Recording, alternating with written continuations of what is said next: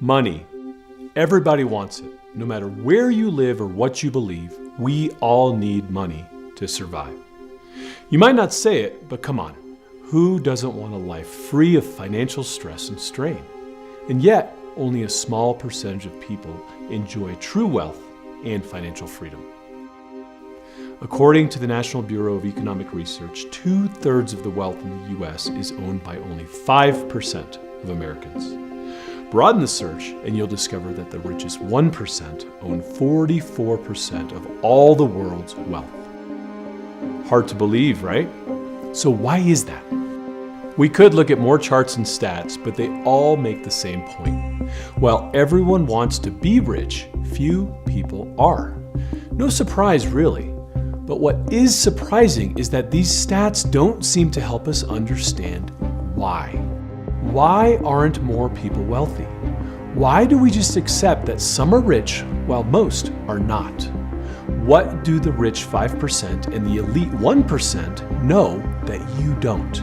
And how did they learn it? Two theories on this. First, you're incapable. Unintelligent, lazy, submissive, afraid, or just plain unlucky. I'm not buying this one. There's no way that 95% of us are inferior to a privileged few.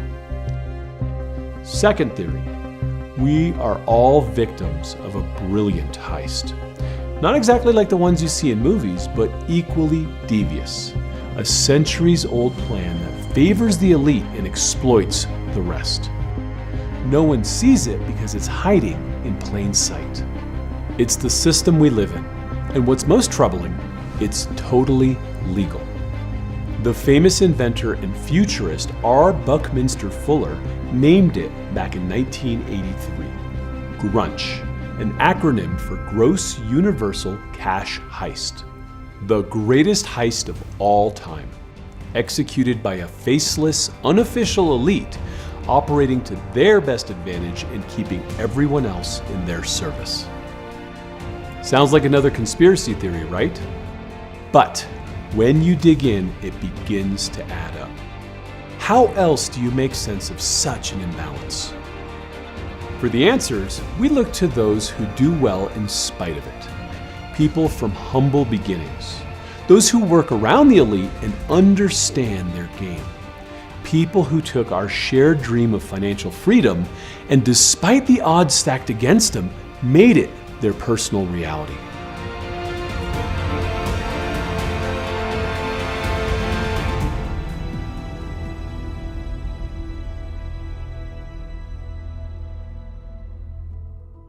I'm Dr. Pedram Shojai, the urban monk.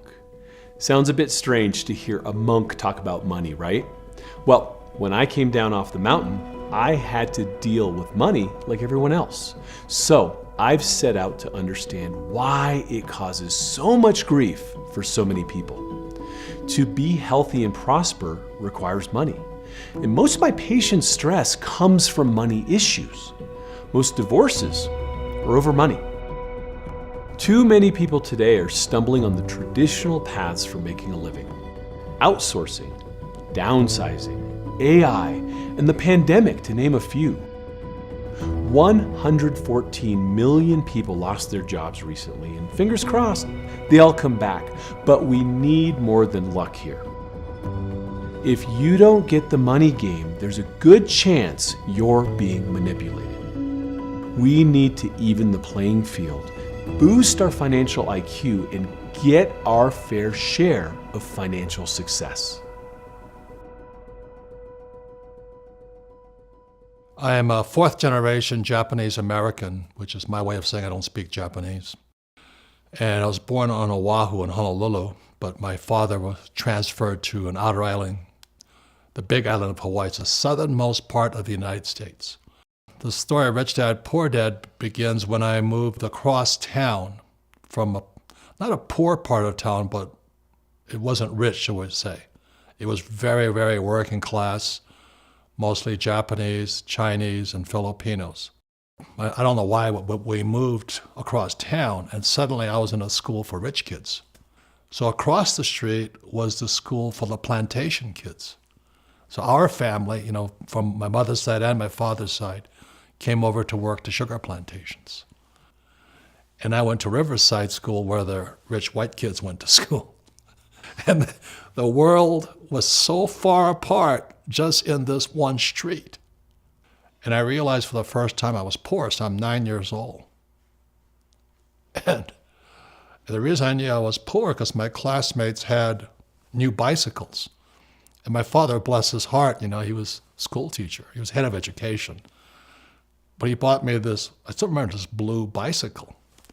I took my life in my hands every time I rode that bicycle. It fell apart, the chain came off, the pedals fell off, but it was $5. I still remember the price. I'm going, and my kids have these brand new Schwinn's and all that stuff, So finally I realized, I raised my hand and I asked my school teacher, and I said, when are we going to learn about money? She goes, and she sounded like church lady, Dana Carvey, the love of money is the root of all evil. And I said, wait a minute, when am I going to learn about money? And she just kept giving me this church line. And I said, what the hell? And finally I said, why don't we learn about money? She says, you're here to get a job. And I said, but isn't the end product of a job is the money? She goes, yeah. I said, so let me just skip the job and get to the money. And I was a pest. So that's why I kept pestering my teacher. When am I going to learn about money? And then finally she said to me, why don't you go ask your father? After all, he's my boss. Why don't you ask him why we don't learn about money? And I said, well, that's a good idea. So I go home and I ask the old man, I said, when am I going to learn about money? Same answer. And finally, he just blurted it out. And this, I still remember, he says, the government does not allow us to teach the subject of money. Hey, it's Dr. Pedram Shojai, the host of the Great Heist film. We are doing a free screening of this film. You just saw a clip. You could see the entire film for free. Click right here and you'll get access.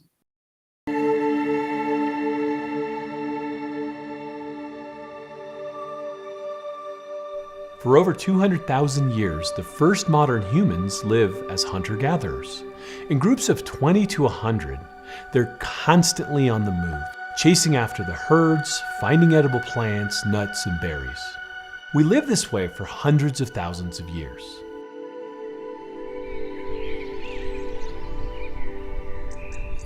Then, around 10,000 BC, the agricultural revolution.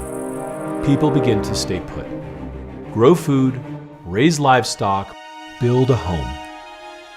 Family lifestyle replaces communal living. Survival now depends on having fertile land and natural resources. More land means security, surplus food for a drought season, or to barter for goods.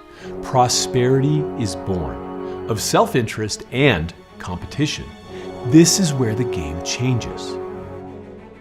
Merchants, banks, and currencies spring up to promote trade.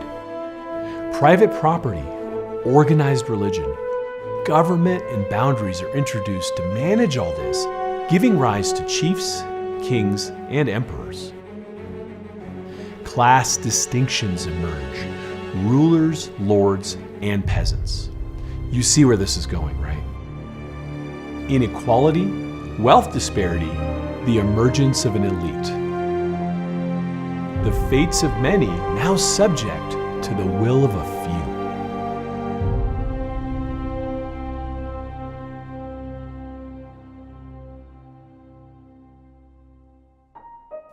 (1787), the U.S. Constitution is signed. Our founding fathers are the elite of the day. Fast forward to 1913, the creation of the Federal Reserve, the central bank that controls U.S. monetary policy. The Fed is the brainchild of a U.S. senator and executives from the wealthiest banks of the day. It certainly seems to be that there are a few very wealthy families over eons of time that have been controlling things. They got together in a train car, Jekyll Island, years ago and said, we got to put these new banks that are coming up out west out of business because they're taking our business away from us. That was the premise, to create a cartel, if you will, of being able to control the banking system and to be able to control the money supply. Most people think the Federal Reserve is a bank. It is not, and it certainly doesn't have reserves. It's not federal. It's not a reserve. It's a privately held company. It's not federal, and it's not a bank. Okay, so it's neither of those two things, right? So the Federal Reserve is actually a Federal Reserve system of 12 reserve banks. So the idea was for banks, it would keep money flowing around if there was a problem, and it was sold to the American public as well. Therefore, your local bank, your region will have money, and it won't just sort of sit in Wall Street and not get to you if there's a problem. Now, in practice, that's not what has happened over the years. In practice, the Federal Reserve has helped Wall Street. Why? Because of the way it was actually structured. It's actually structured as a corporation, and by that I mean that there are certain shares that the biggest banks own in the Federal Reserve, and it's called an ownership of capital stock. So big banks, more shares, little banks, less shares. Then you get to see a little bit more of who has the power in terms of the Federal Reserve. And so if there's a problem now on Wall Street or with a big bank, technically that bank has ownership in a company that can electronically create money, which the Federal Reserve can do and does, in order to help it solve whatever monetary problem it might have. Now, it's situated in Washington, so the other piece of the Federal Reserve is that its budget actually comes from the government. And so there's a very, very strong political connection there. Also, their budget, everything from their pens to their chairs to their travel expense accounts to their utility bills, are all paid for by taxpayers.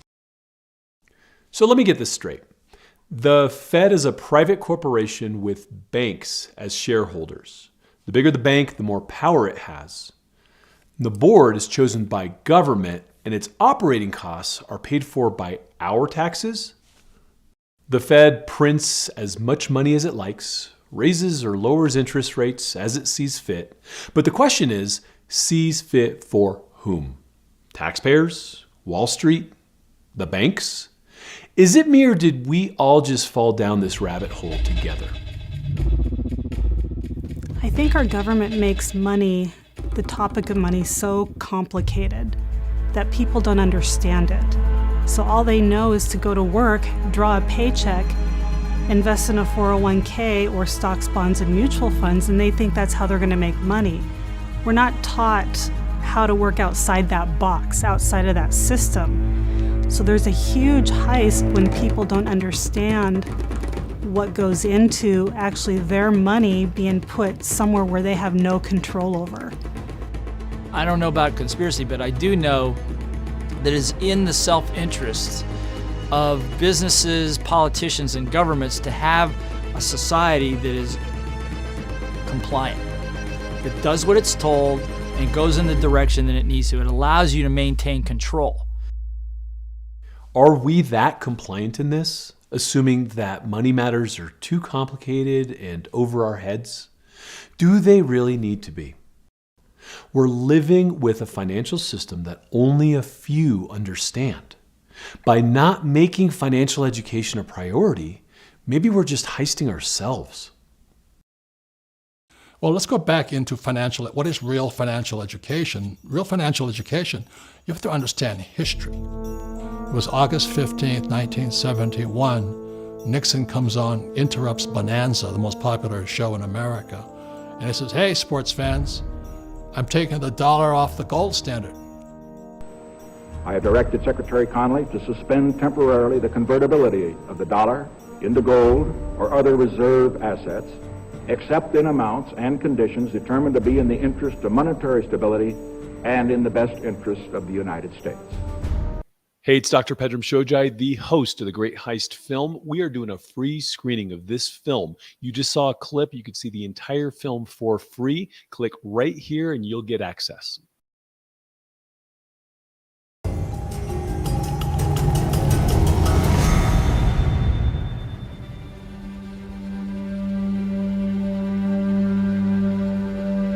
Is a pension good enough in today's world? Is that salary until you retire good enough in today's world? I don't think so. I think we have some challenges coming up, and the pension crisis is just upon us. And so I think that you have to take steps now to realize that some of these things that our parents and our grandparents talked about, having a safe, secure job, having a safe, secure pension, just aren't part of our upcoming landscape. One of the ways our wealth is ripped off is via our pensions. So, let's say I graduate from college at 25, or school, I start working at 25. I give Wall Street my money for 40 years till I'm 65. Guess what? It doesn't have to be there. They can take it. In the book, Who Stole My Pension?, I talk about what I term gross malpractice generally practiced. And that is that most pension funds are grossly mismanaged. And they lie about their performance, and they lie about the fees they pay. And so it's very difficult for investors to be comfortable that the retirement promises that have been made to them will in fact be kept. The idea of retirement is a new idea. 1800s, 1700s, 1600s, you died on the plow. Cradle to grave, you worked. You're in the coal mine working until you die, or you're in the sick bed and your kid takes care of you if you're lucky. In the late 1800s, there was a company called American Express, and there were no credit cards then. They were a courier like Federal Express. They had a rail system, and they'd take parcels around. And they offered the first pension. And they said, look, work till you're a certain age and you'll be vested, and then this is key. And then when you retire, we'll give you a pension. Now, you'll never be rich. You'll never have abundance, but you'll have survival. And that's an exchange that many people will take. Fast forward to the 50s and 60s, there was a company called the Studebaker Company, and they sold cars, and they failed to innovate. They had horrible financial problems, and they would go to the unions and say, look, we can't pay your pensions, we got to renegotiate. And the union said, no, we're not going to renegotiate. And they go, we're going out of business, which they did. And now you had this problem of all these people that worked all those years expecting this promised income to come in, not there. If you look at the business level, you have companies like Hostess and GM and Delta United. They go bankrupt because they could not pay people that didn't work. Well, pension funds are under attack in America today and have been for decades now because they're costly. You should assume, if you're in a pension, that people are working on cutting your benefits. You can be certain that there are human resource and finance consultants meeting with your former employer, working on how to screw you out of your pension benefit. Because any legal means they can to increase their bottom line, they're going to exercise.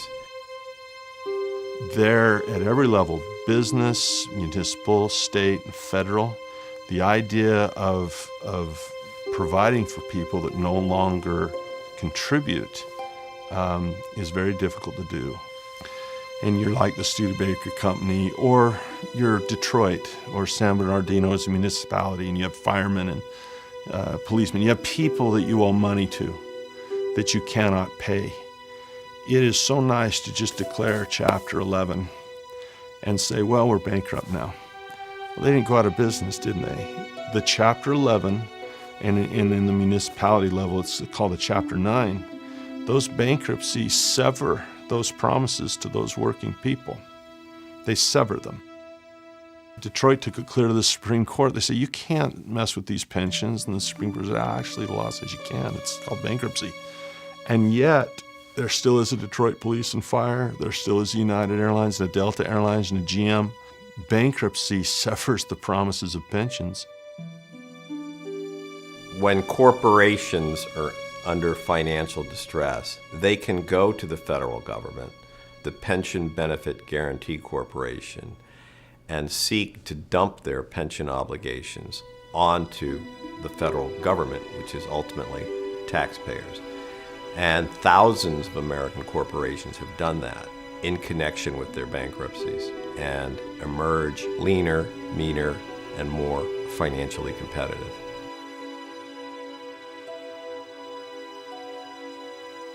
Easy not to think about this when you're young or middle-aged, but what about your parents, your grandparents?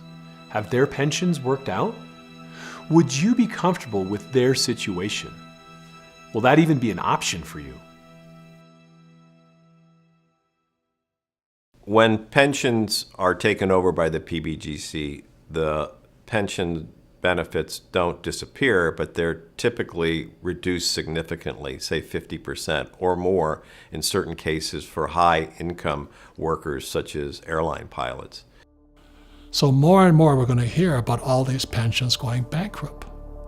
And it's due to the Fed and the government and Wall Street as all part of GRUNCH, Gross Universal Cash Heist. Pensions are based on company money invested in a Wall Street fund.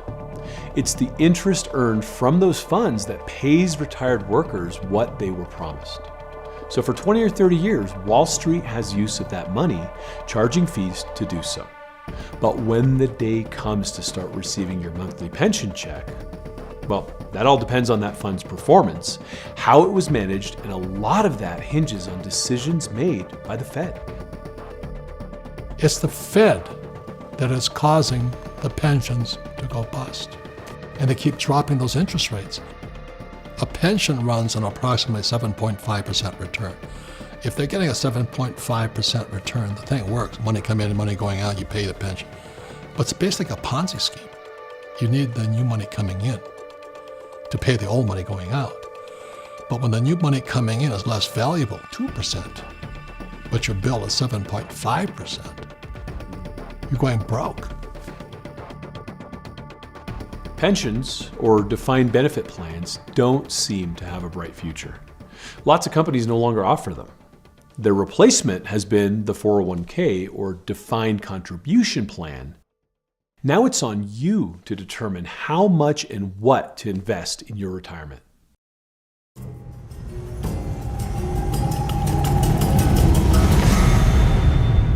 If there is a gross universal cash heist, the 401k would be a prime example of that type of a heist.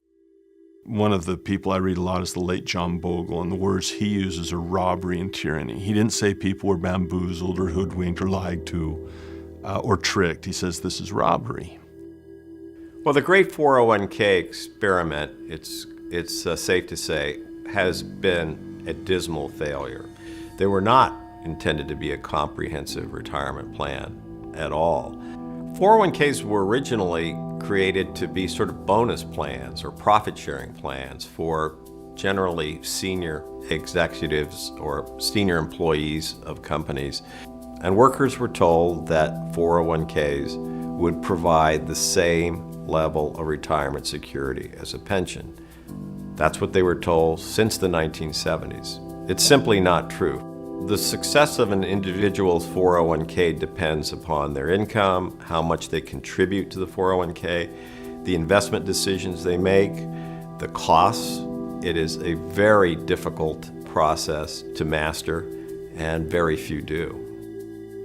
Now retirement goes from being a function of income that's someone else's problem to provide for you. That's your problem.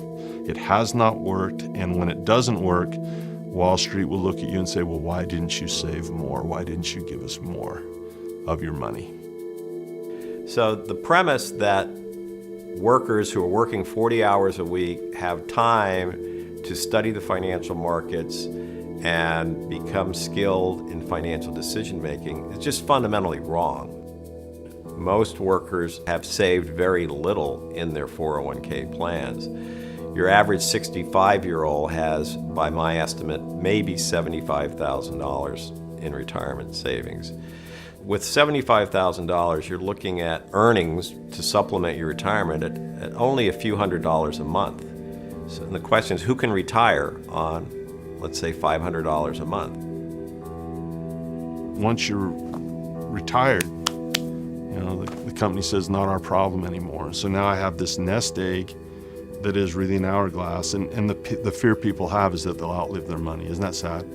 That most people, their biggest fear in retirement is that they'll live too long.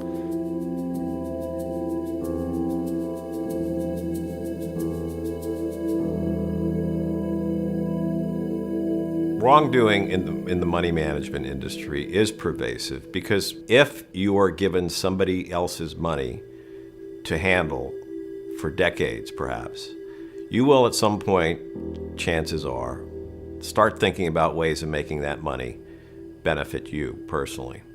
So it's not the case that there are a few bad apples on Wall Street. It's an industry that is full of bad apples. It's an industry where people are motivated by greed, and if they aren't, their employers are, and they're told to maximize the bottom line. Hey, it's Dr. Pedram Shojai, the host of the Great Heist film. We are doing a free screening of this film. You just saw a clip. You could see the entire film for free. Click right here and you'll get access.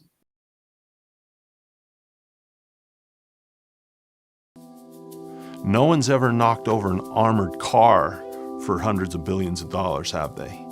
It is a grand cash heist. It is universal because it's not just the United States. You have RSPs in Canada, you have supers in Australia. So if there is a grand universal cash heist, one of those examples is Wall Street and fees and 401k.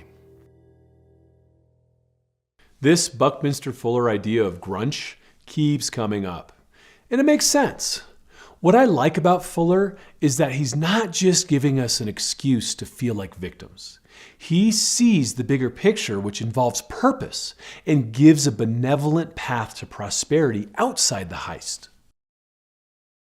He wrote many, many books. I didn't understand most of them, but I understood grunge is how the ultra-rich, beyond the Fed and all those guys, rip us off via our money. Once I read grunge, my rich dad and my poor dad came together. I understood it. My rich dad always says, don't work for money, because our money is toxic. And Fuller was saying the same thing. So I studied with him 81, 82, and 83. And each time there was some experience. I'm like, a shift in consciousness. And I realized, as Fuller says, you do not belong to you. You belong to the universe. He says, your true purpose may be forever obscured to you, but you may rest assured you are fulfilling your true purpose if you commit your life to the highest advantage of others.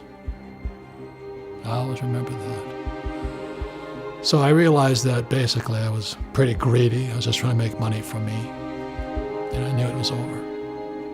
It was time to get on with my purpose in life. And I said, I'm going to find a way to teach grunge, to beat grunge. I don't know how I'm going to do it, but I'm going to find a way. Robert found the way and has shown it to thousands over the past 20 years. Through books, games, and seminars all around the world, he shares what he's learned about financial health and the importance of financial IQ. Hey, it's Dr. Pedram Shojai, the host of the Great Heist film. We are doing a free screening of this film. You just saw a clip. You could see the entire film for free. Click right here and you'll get access.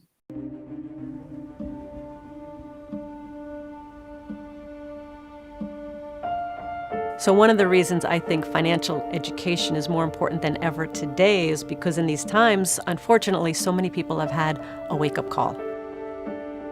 And where they thought they had their safe, secure job, all of a sudden their businesses are closed. And many jobs are not coming back. And people are now trying to figure out, what am I going to do with my life? The opportunities that they thought were there are not there anymore. So this could be, we often say in a time of adversity, it could be your greatest opportunity or it can be your greatest upset. Now, with artificial intelligence and the flattening of the job market, you have to be prepared to look elsewhere to secure your financial future. And I think the key is financial education. Financial IQ is the ability to control your cash flow. If the cash is flowing out, how do you turn it to have it come back in? A statement of cash flow in a business or a household is simply a record of cash flowing in and cash flowing out as expenses.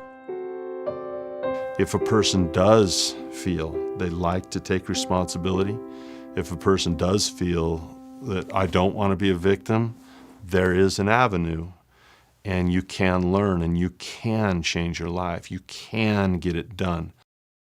When Robert and I got together, one of the first gifts he gave me was not like a piece of jewelry or lovely dinner, champagne, nothing like that. The very first gift he gave me was an accounting class. And this is after I'd graduated college, about 5 years. And he said, I want you to take this accounting class. He was somehow involved in it.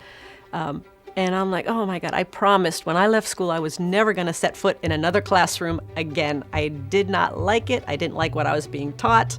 And he said, no, just humor me and just go to this class. Well, this class was very different because it was an accounting class, but it was very hands-on, very interactive. We were in teams. We were building a lemonade stand. You had to buy product. You had to market. You had to sell. You had to account for everything. And it was competitive. And it was really, really fun. And that's actually where my financial education started. But even more important than that, it was where my love of learning got ignited again. So far, we've been focusing on what's wrong with the system and how we get stuck in it. Now, I'm looking for what we need to get unstuck, to build a solid foundation for financial freedom. Let's dig out of this mess. Hey, it's Dr. Pedram Shojai, the host of the Great Heist film. We are doing a free screening of this film. You just saw a clip. You could see the entire film for free. Click right here and you'll get access.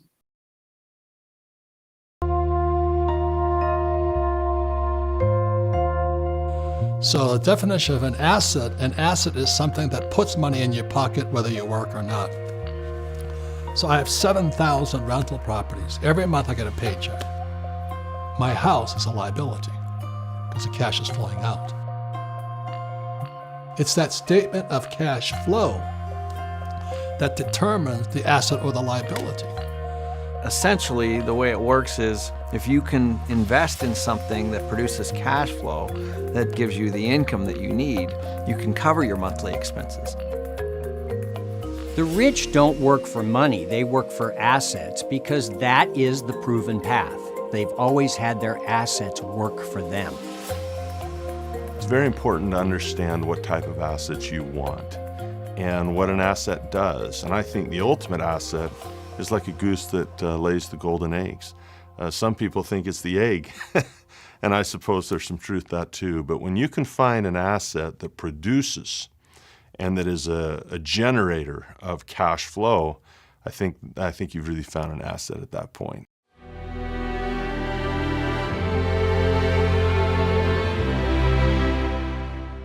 There are 4 basic asset classes. Commodities, which would include oil, gold, silver, oranges, pork bellies. Stocks and bonds are paper assets. You have a brokerage account with paper assets, shares in General Electric, bonds with Tesla. Those are paper assets. Then we have real estate assets, the actual land and building that constitute a parcel of real estate. That's a real estate asset.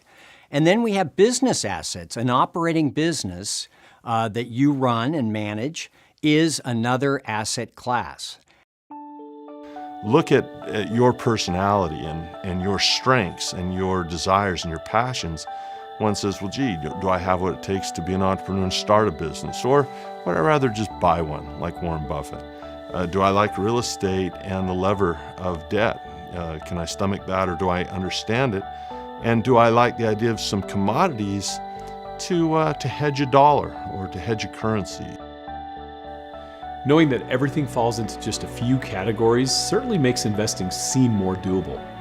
First thing to figure out is which asset classes are the right ones for you. I'm asked which asset class you should invest in. Should you invest in all of them or focus on one of them? And that depends on what you like to do, what you feel comfortable with. I personally invest in real estate. I understand real estate.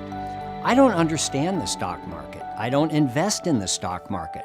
So it's what you're comfortable with and what you're willing to learn about and what you're willing to invest in. You've got to take that first step. Some people never buy an asset. They're afraid to buy a share of stock. They're afraid to buy a piece of real estate because what if I lose money? And that goes back to their mentality of thinking, what if I lose money? Because a lot of people think investing is very risky and very scary. And we say investing is not risky. It's the investor, the uneducated investor, that is risky. Now, you need to have the education to invest in them, and plenty of people are going to read books and go to seminars, but at some point, you actually have to invest in the asset. All right? Too many people are involved in what's called the paralysis of analysis. They want to understand it so well that they never take a risk. Know that you're going to make some mistakes. That's okay. When you're starting out, it's fine to make some mistakes. It's not something that comes naturally. I think you have to be open to the fact that you don't know everything. And I think you have to have a little humility, and you got to kind of check your ego at the door. And I think a lot of times people don't do that. I lost a whole bunch of money in the stock market. I invested in gold mines and lost all of that. You know, I've invested in real estate and lost money as well. And I think that had I had better education, asked better questions, then I probably would have not invested in those kinds of things. And today, there's just so much great information out there. Never, ever has there been a better time to learn online. But the average person hangs out with a financial planner or a stockbroker or a real estate agent or an insurance agent, and they learn nothing because they're salespeople. Nothing wrong with salespeople, but they don't value the importation of knowledge into your system. We live in an advice culture where people want to know what to buy. Tell me what to buy, tell me what to buy, tell me what to buy. I get it all the time. Andy, what do you like? You like gold right now? You like Bitcoin? What do you want to buy? But very few people are looking for what lessons should I look to learn right now. It's a different context than advice. The advice culture makes Wall Street rich. Unfortunately, I think people, when they think paper assets, they think, well, that is Wall Street, and it's not. Wall Street's about advice. They're about something called assets under management. Their goal is to manage the money for you. So when a person begins to learn about paper assets, they usually start with stocks. They say, well, I'm going to own a share of a company. If I own a share of Coca-Cola, I'm in business. And I don't need to trust Wall Street to manage that for me. I can get the dividend without fooling around with those guys. Hey, it's Dr. Pedram Shojai, the host of the Great Heist film. We are doing a free screening of this film. You just saw a clip. You could see the entire film for free. Click right here and you'll get access.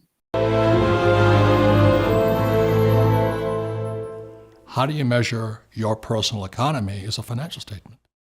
So when people ask me, because right now I'm about $500 million in debt, $500 million. I said, how do you borrow $500 million? I said, you've got to have a financial statement. That's what separates the 1% from 99%. So that's why I created the cash flow game with my wife, Kim, in 1996. Because she and I retired, she was 37, I was 47. We didn't have any retirement plans and nothing. People kept asking us, how did you retire so young? I said, well, we tried to explain it, and we couldn't explain it. So that's why we created the cash flow game in 1996. The scorecard is actually a financial statement.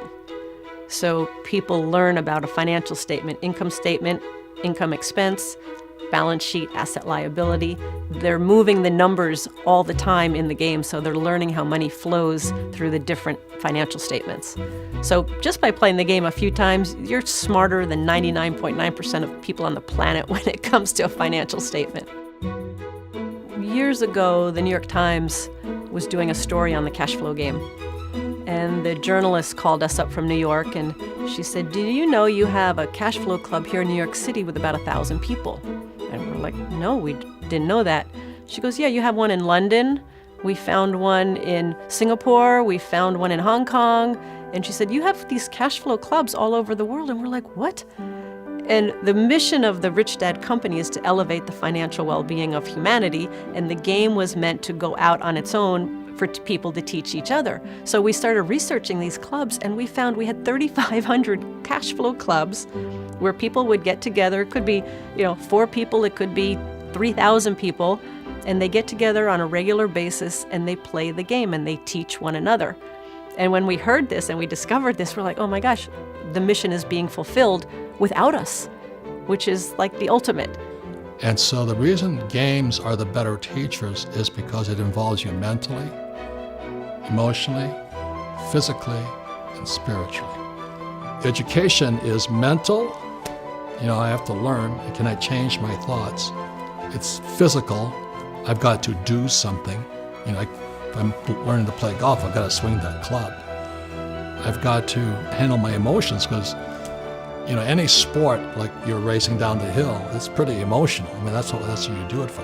The thrill, the fear, that all that comes up. And then the spiritual. The spiritual side is how you stand back up because you will fail. It teaches people that it doesn't matter what your salary is or what your job is or what your profession is, that anybody can be financially independent at any level. And you win the game by having your passive income from your assets, and an asset is something that puts money in your pocket whether you work or not. So you have your passive income from your assets is greater than your monthly living expenses. Having a passive income is a smart move. But before going there, it's important to learn and understand the tax implications. There's good news here, and it could play to your personal advantage.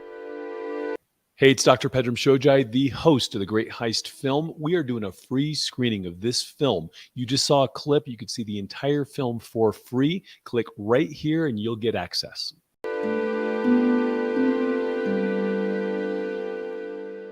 So what do people not understand about our tax system? It's really interesting. We are told that the rich do not pay their fair share, and yet if you look at the statistics, they're paying well over their fair share. They're paying 75% of all tax monies going in. Now, the rich are able to use lawyers and accountants to take advantage of the tax code, and that's legal. Most of the law is really a guidebook to how to reduce your taxes. You can pay the normal tax rates, be an employee, just go along your life and you're going to pay normal tax rates. On the other hand, if you actually learn what we want to have done and you go do it, you put your money into business, investing, you put your money into solar, you put your money into agriculture, other big tax benefits, but you put your money where we want you to put it, we're going to give you tax benefits and you're going to pay less tax. What the government really wants are things that improve the economy. For example, if you build housing for other people, in other words, apartment buildings, then we're going to give you huge tax benefits. When they're doing tax legislation in Washington, D.C., the rich are well represented in those negotiations. So let's not be unclear about that. But that tax code, whatever it is that comes out, is available to everyone. It is an advantage that we all can utilize. So is it the rich manipulating the tax code? Well, maybe, but it also works to the benefit of the investing public. So when people say that the rich don't pay their fair share of taxes, what's really happened is that the rich have more money to invest, and when they don't spend that money and they invest it where the government wants, they get tax benefits for doing that. So they want me in real estate for one reason. I provide housing. If I didn't provide housing, the government have to provide housing. So the government gives us, it's capitalism, says we'll give you a tax break if you'll provide the housing for the government.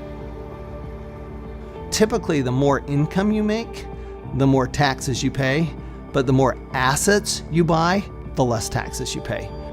The rich don't work for money, they work for assets. And because they work for assets, because they're putting their money into assets, they don't pay tax, because that's what the government wants them to do. If you're looking for a good tax incentive, the environmental challenges we face are the crisis of our time. World governments are creating huge incentives for green energy solutions to combat this. Hey, it's Dr. Pedram Shojai, the host of the Great Heist film. We are doing a free screening of this film. You just saw a clip. You could see the entire film for free. Click right here and you'll get access. I came across this Bucky Fuller quote. We are called to be architects of the future, not victims. Without money, we're victims of the elite, of government, of a job, of a great heist. Architects of the future look for what's essential in the days ahead and pursue assets that deliver on that and are profitable. Fuller called it cosmic accounting. There's one asset we all share, and that is a healthy, complex organism called Earth.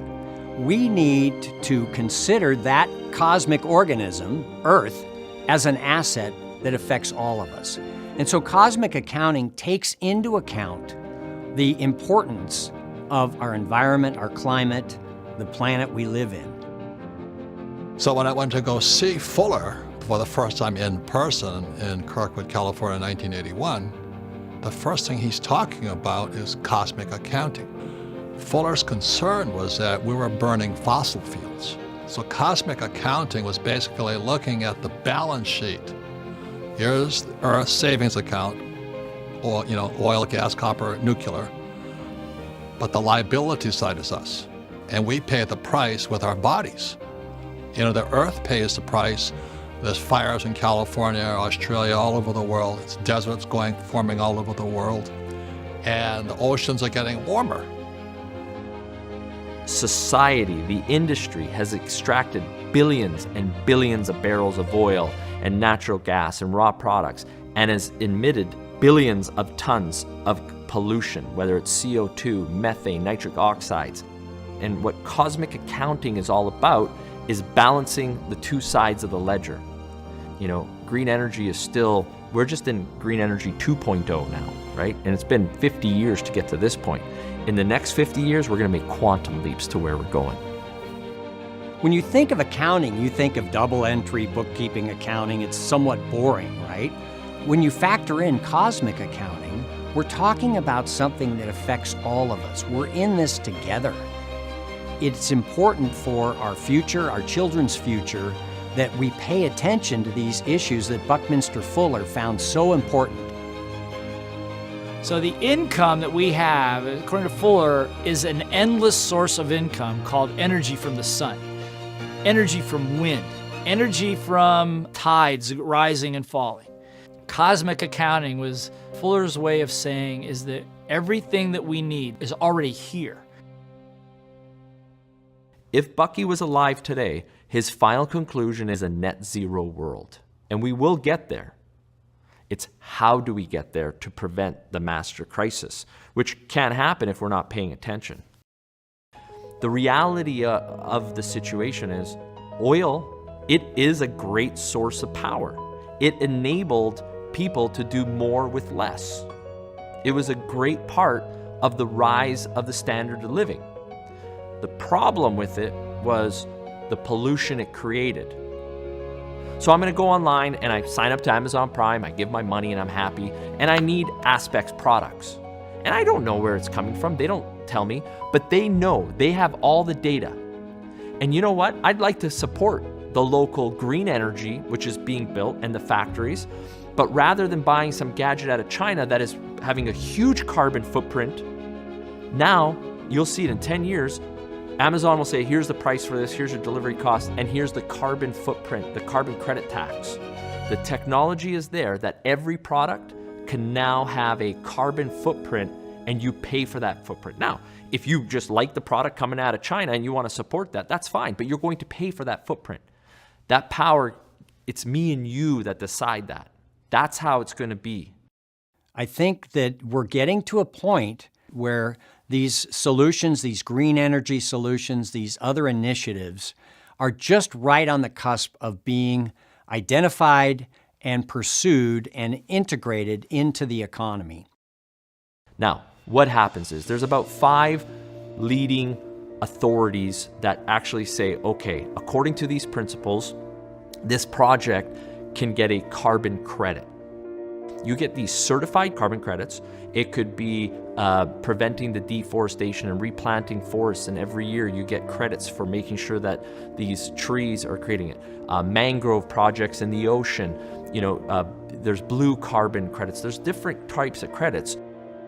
And what's happened now is a carbon credit can be used to offset someone who's produced carbon dioxide into the atmosphere. Today, oil companies are aggressively seeking ways to produce carbon credits. BP just spent 4 days. How do we get into this field? Shell has just come out and said, we have to go and balance our balance sheet for every barrel we extract. Well, they have now, it's going to come an accounting footprint. It's going to become a liability to their balance sheet. And that's the only way that the oil companies will make a positive impact, is if it hits their balance sheet. I have a friend that works at Shell, and all their future activities are related around green energy. So I think the oil companies are starting to realize that, and it's going to be incremental. This is going to be a gradual transition to policies that will be helpful to the earth. It's not going to happen all at once. Our economy couldn't stand the shock of it happening all at once.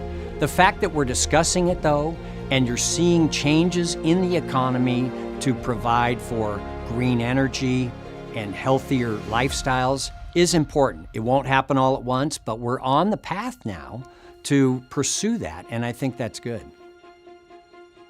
So carbon credits are going to become one of the biggest industries on the planet over the next 20 years. It's going to be bigger than oil. It's going to be way bigger than Bitcoin. Anyone watching this who likes cryptos, educate yourself on this. It's going to be bigger than any other commodity. The S&P 500 companies have already said, we're committing to this solution. And by the way, Biden's already legislated it. It's coming into effect. Prime Minister of Canada has come in and said, this is law. The government of Alberta, the provincial government, the equivalent of the state government, tried to go to court against the federal government of Canada to fight this carbon credit.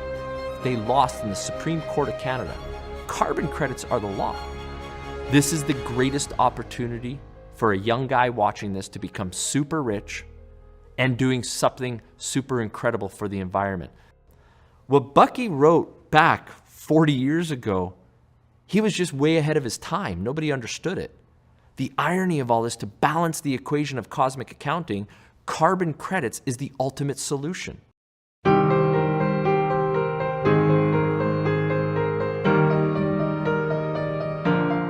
This I do believe. The greatest asset that a person would have is their mind and their creativity. It's an unlimited resource. And when you look at the way man does things, we tend to work from scarcity and depletion. Are we going to outlive our planet's resources? Are we going to pull the fish out of the sea? Are we going to overpopulate? Or, energy, coal in the ground is depleted. And yet we have innovation and technology, and we have solar and wind and these things that are renewable. But I would say, in my humble little opinion, as a non-expert on the ethereal, that our creativity and our spirit and our drive and our mind is an unlimited resource. And I think in God's accounting, it's probably the greatest asset that exists, our ability to create, innovate, and serve each other.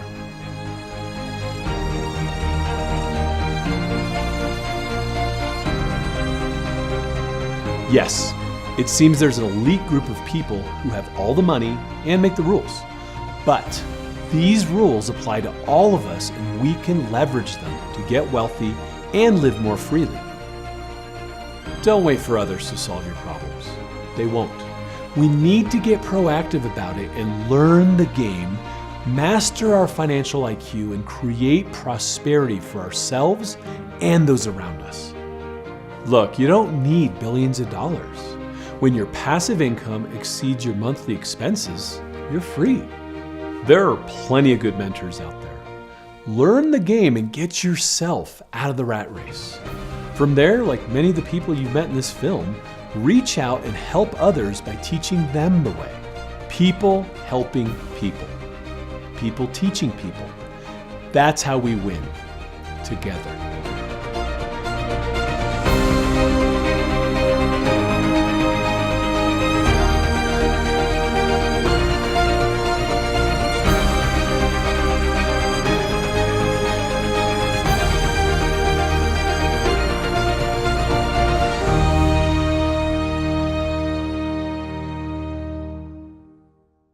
Hey, it's Dr. Pedram Shojai, the host of the Great Heist film. We are doing a free screening of this film. You just saw a clip. You can see the entire film for free. Click right here and you'll get access.